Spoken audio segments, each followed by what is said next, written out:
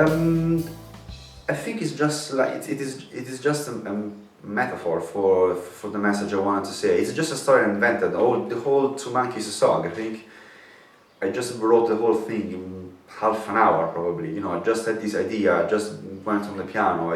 I recorded the part of the piano and then the melodies and the lyrics. It just went together really very quickly. And the story is just an invented story of these two monkeys, and the location is again this house by the sea that we were talking about before. So I don't know why, but for some reason I'm just imagining these two monkeys, and the whole story it turns around the fact that I recently came back to this house, and after a few years, and I just realized that everything changed, because where there were some fields where I used to go cycling or running when I was a kid, when I was a teenager, they were not there anymore. There were houses, and at the same time I also had this idea of these two monkeys in this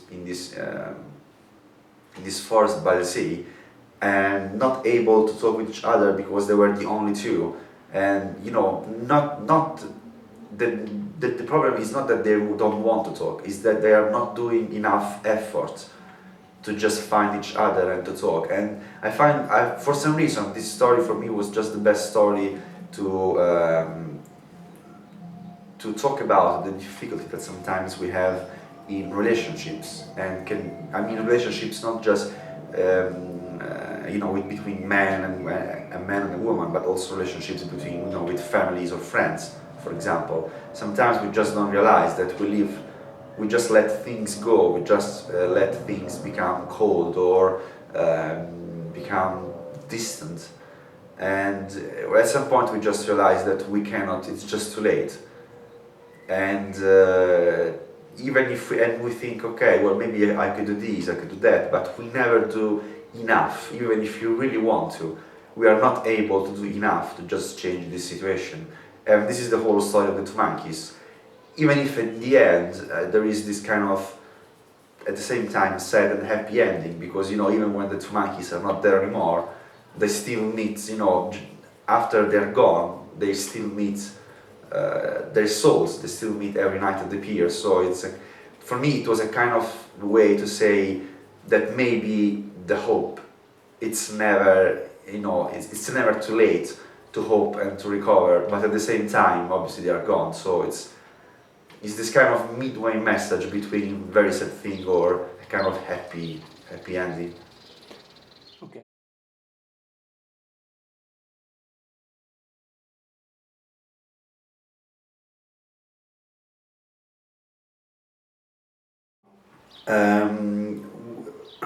All the song on At the Pier and on Afterthoughts, they are almost all the material. There is another track that we recorded and it's not present on the album, and because I just want to, I think it just needs to be developed in another way. And then there is other material obviously that I recorded, but all the core material I wrote for the album is all there. Between the EP and the album, it's just all there. And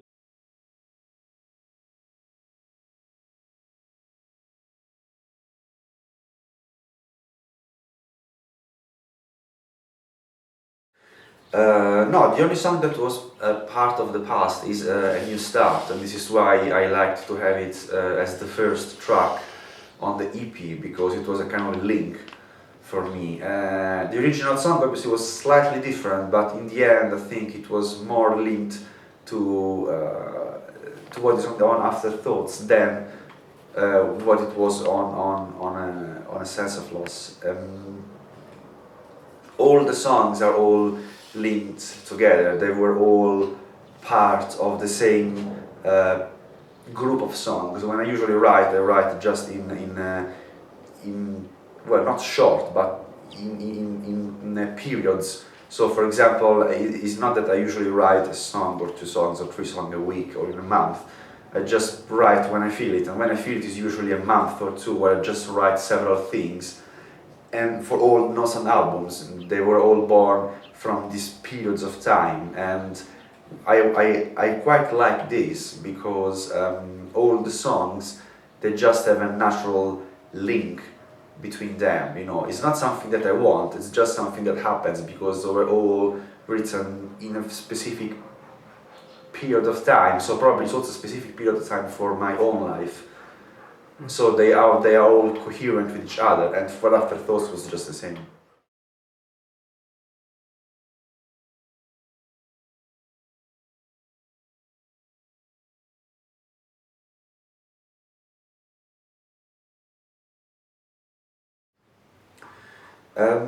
Yeah, in terms of, well, the question, yes, two questions is one, but it's quite easy for me to reply. Obviously, about singers more than other more than other players of instruments. Obviously, all this music and all the lyrics are very personal, so it's always something very, well, for me, it's not easy to think about someone else singing about stuff that I write and stuff that is so personal to me.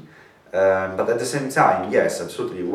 For example, I really, well, talking about Keskop, I really like the Christopher, the singer of Ulder. I think it's really, it's a way of singing so unique that I think it could really fit in some of the stuff I write. At the same time, talking about Keskop, Vincent Kavanagh of Anathema is completely different kind of vocals, but it's a very passionate way of singing, and this is something else that I think it could fit. Talking about other singers, yeah, well, Steve Hogarth from Marillion, you know, he has a very personal way of singing about problems or matters of life, so I can see it fitting. Most of all, well, one of my overall singers, as probably some of the listeners know, it's David Sylvian, so it's another kind of singer that I think it's really, really unique, and it will be another name that I would list in the ones that I would like to collaborate with. and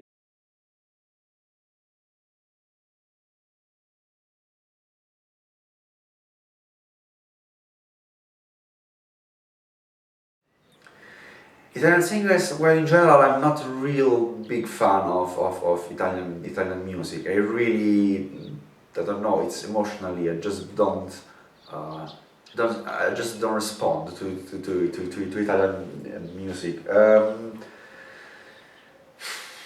I would say, well, one is Fabrizio De André, but you know, he's dead, so that's not possible. And the other voice that I really like, it's Andrea Chimenti, but probably, you know, he's a kind of a very similar voice to David Sylvian, so I think we are in the same kind of mood.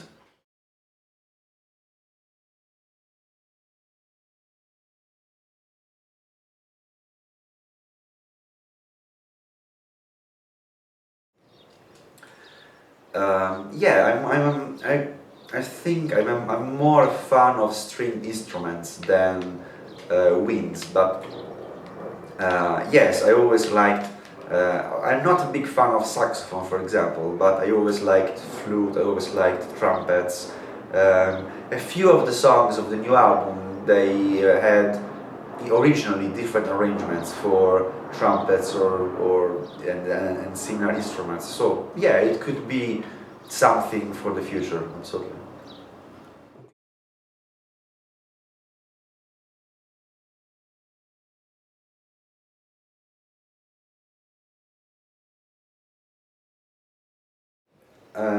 Yeah, but Memories of Machines was absolutely something that both me and Tim, we really loved doing it. Well, obviously it was born just, we didn't think about it, you know, it's just something that developed itself when we started working together on Someone Starts to Fade Away, that is the song on Light Dark where Tim sings. We just discovered that we were naturally linked, obviously, by the same uh, taste for a specific kind of music, a specific sensitivity to music. And the first Memories of Machines was obviously quite a long work, because between Nosound albums and team's work of No Man and his other project was not really easy to find the time and to coordinate all the external collaborators on the album. But we are both very happy with that album, and we know that lots of people loved it, and we are talking about doing a second chapter of that album, even if we still don't know when. It should happen probably somewhere between this year and next year. We both have some new material for potential new memories of machines, so it is for sure something we want to keep going on.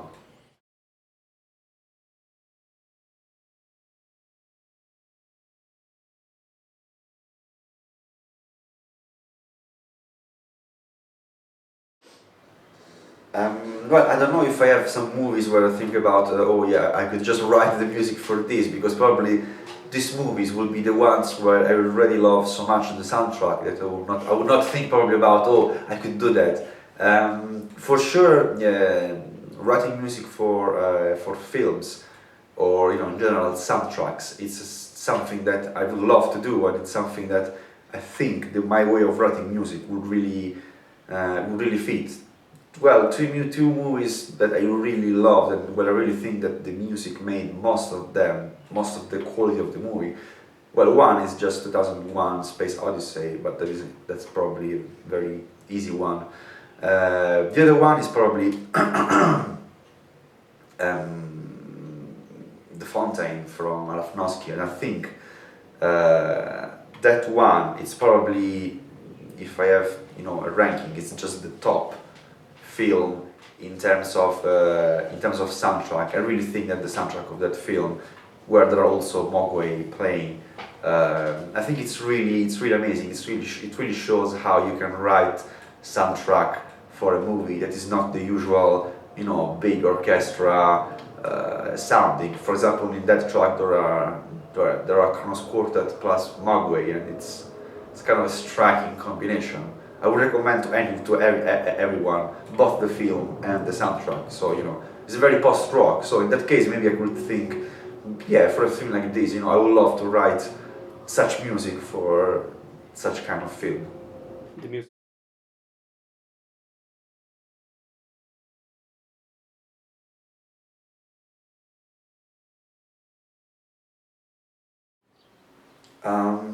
I think you probably listed most of them, because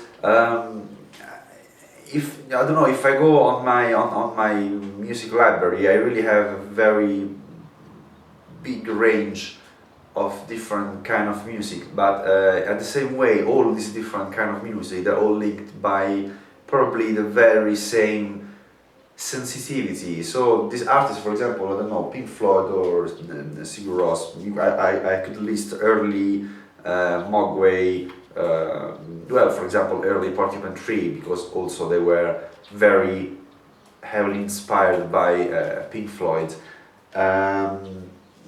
Probably these are the artists that mostly influenced my music, just because most of their songs, I like most of their songs, while I could list a huge amount of other artists where maybe I just like one album or two albums, or maybe just a few songs of an album.